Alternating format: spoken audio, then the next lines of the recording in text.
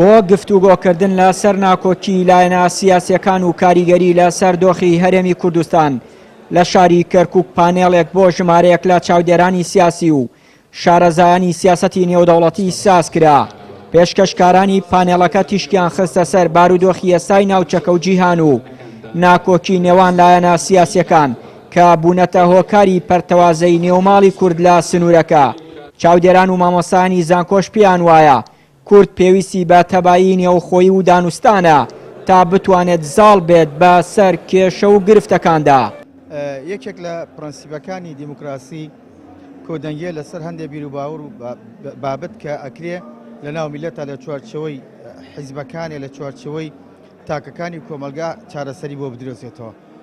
ئەو بارودۆخی کە ئێستا کوردستان پێدەگوزەرەکات هەڵبەتە پێش 16 ئۆکتۆبر و پاش 16 ئۆکتۆبر جیاوازیەکی زۆری هەیە لە زۆر ڕۆ لە ڕووی ئایدۆلۆژیا لە ڕووی ناتەبایی و ناکۆکی کە هەموو دەرەنجامەکانی ڕفراندم و پاشان کارەساتەکانی 16 ئۆکتۆبر کە بەسەر کوردە هات بە تابەتی ناوچە داڕێنراوەکان لە چوارچەوەی بازنی گشتی شاری کەرکووکە.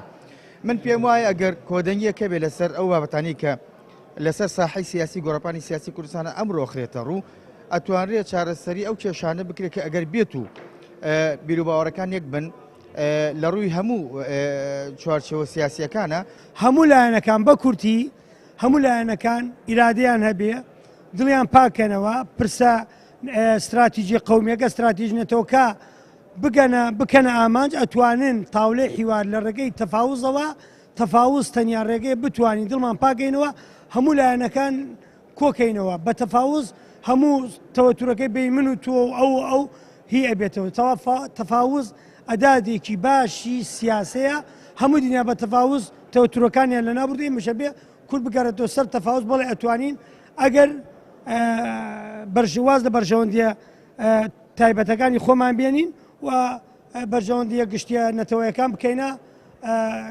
خاڵێکی گرنگ بۆ وەرچەرخانێکی تازە. هەر لە پانێڵەکەدا پێشکەشکارانی ئەو پانێڵە ئاماژەیاندا بۆەوەی جارێکی تر کورد دەتوانێت دەرفەتەکان بقۆزێتەوە بۆ بەدەستهێنانەوەی مافە دەستوری و یاساییەکان. شارەزایەکی سیاسەتە نێودەوڵەتیەکانیش دەڵێت سەرکردایەتێکی شارەزا و حەکیمی دەوێت تا بتوانێت ئیدارەی کەرکووک بدات چونکە دۆخی کەرکووک شارەزایی تەواوی دەوێت. خۆی لە ناوەخۆ و لە دەرەچی ئیتفاقەتی عامەیە کە قەزیەی کەرکووک وەکو عملیاتی دڵیان مێشک وەسف کرایە. پێشەوەی عێراق دروستبی لە ڕێکەوتنامەی سایکس پیکۆڕا کەرکووک لە کوردستان جیاکرێتەوە کە بە معنای وەیە بوعدی دووەلی و ئیقلیمی و ناوەچی عێراقی تێدایە.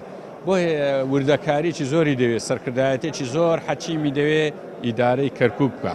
ئەو مجازفە گەورەی کە بەسە منتقەی کوردستان داهات بە تایبەتی لە دوای ڕیفراندۆم و 16 ئۆکتۆبر پیشانی دەدا کە سەرکردایەتی ئێمە حەچیم نەبوو بۆیە کەرکووک تقریبان موقەتەن لەدەستدرا.